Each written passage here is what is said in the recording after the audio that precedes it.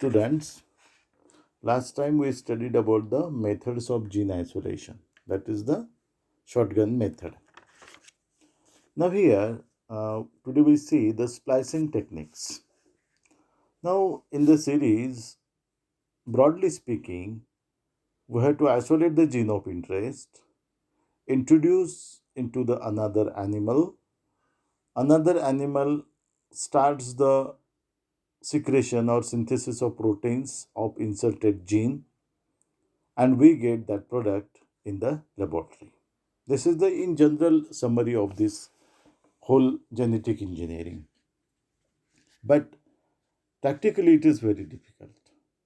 So in the splicing technique, first we see the chemical synthesis, means the particular, for example, just I told you, the part of the gene which is responsible for the production of insulin, that particular code or the fragment of DNA we have to synthesize. That is called as chemical synthesis. So here we have to use or generate the particular DNA fragment of interest for the cloning. So of course this will be possible if, read very carefully, if amino acid sequence of protein of interest is known for which the sequence of nucleotide in mRNA and subsequently in the DNA can be determined.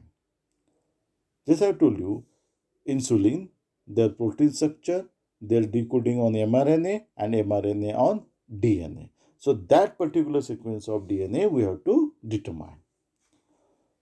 Earlier, actually, this is not so easy because we can't see with the naked eye. But nowadays, because of gene manipulator machines, the transistor method or automated synthesizer, that is gene machines, are available, and with the gene machines it is very easy to recognize such fragments. Then what we do, if suppose we get a particular part of DNA which is responsible for the production of insulin, okay, by the bacteria, but for that part of that DNA we have to insert it in the another gene, that is called as insertion of target DNA into vector.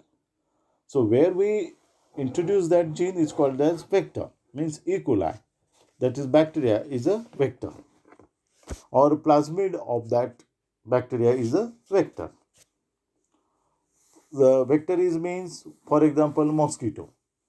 Mosquito is not itself produce a disease, but it carries the germs, that is the plasmodium, which causes the malaria, like that. So mosquito is a vector. In the same way, here the bacteria is a vector. So after cutting the source DNA to generate fragment of interest, the next task of cloning is generation of recombinant DNA molecule by joining the DNA fragment of interest in appropriate vector. After the joining has been done, the vector along with the inserted DNA fragment can be transferred to suitable hosts. However, plasmids, fags, cosmids are most commonly used depending on their suitability for different kinds of work. So here we have to insert this DNA fragment into the plasmid of the plasmid gene, and that plasmid is introduced into the bacteria. So the plasmid are also reproduce or replicate when the bacteria replicate. So they produce their protein. Okay, now we have to insert it. The next what is ligation, means joining. Ligation of the cohesive termini. See here, I'm focusing the diagram. You see the diagram and listen very carefully. First of all, left side there is a vector gene. Right side gene of interest, that is foreign gene. Then here the AAT, TAA, these ends are there, DNA. And this DNA is now inserted into the vector gene. So lastly, you are getting the recombinant vector transferred into the host bacterial cell. See the ends, AAT, TAA, AAT, TTA. So this is the now recombinant gene. So the ligation means joining of the ends of the foreign DNA and vector DNA. So this is called as cohesive termini, and sticky ends produced in the form of cohesive termini can be joined with the help of either E. coli ligase or phase T4 ligase. Ligase is a enzyme. Last time we studied about the DNA ligase. So when these enzymes are there, with the help of these enzymes, the ends are get joined. So for ligating the heterogeneous DNA fragment, the process possessing cohesive termini, the DNA concentration is kept high.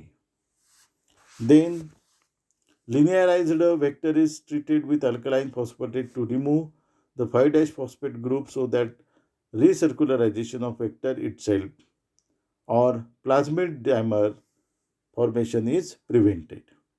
So when we see the diagrammatically, it's looking very easy, but it is not so easy. And this following this procedure, it is possible to join the cohesive ends. So next is blunt end ligation. So blunt end ligation, no linker used. Here what happens, see the diagram. When same or different restriction enzyme which is used to cut the vector DNA or foreign DNA produces blunt ends, the two can be ligated with the help of T4 DNA ligase but not E. coli DNA ligase. T4 is a bacteriophage. So blunt end ligation becomes a powerful technique because any cut end can be converted into a blunt end. Means it is very possible to join a two termini very easily. So also blunt end may be produced by cut with a different restriction enzyme for vector and foreign DNA. And because of this T4 DNA ligase, it is possible to join this end.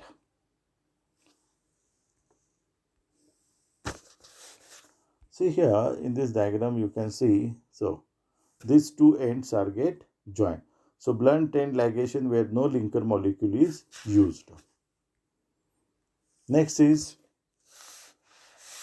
conversion of sticky ends to blunt ends is possible by two methods. One, action of SN nucleases, and second, by filling single strand tails with the help of known fragment of DNA polymerase 1. So you understand, just by because of some enzyme, the blunt ends are there, and it is with the help of these enzymes these blunt ends are get joined. Then use of linker molecules. Linker molecules are there. Now here see the diagram.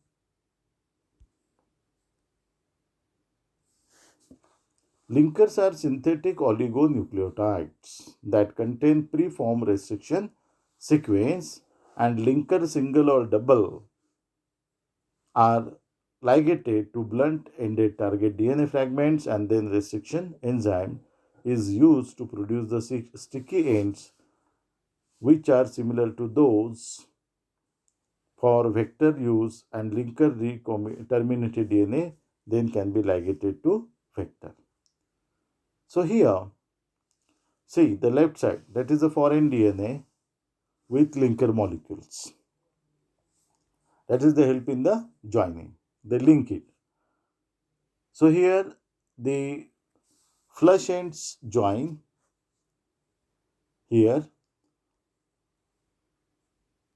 Then this vector DNA and this the bacterial DNA get joined with the help of DNA ligase, and you will get the recombinant DNA. So T4 DNA ligase is mixed here. See here, T4 DNA ligate, this is the linker molecule, and with the help of this linker molecule, it is very easy to join this gene of interest in the cloning that bacteriophage, that is the E. coli. So this with the help of linker molecules, it is very easy to get the joining of DNA, that is recombinant DNA method. In some cases, two linkers, double linker have been used at a restriction site. See here, linker 1 and then linker 2. Cut and then it get joined to the bacterial DNA and we get the recombinant DNA of the interest. So slightly it is very difficult for this is the new topic for you people, but when you look at the diagram, so it is very easy to understand. So this is enough for today. Next time we will see use of adapter molecules and reverse transcriptase that is used in the PCR technique nowadays. Okay, thank you.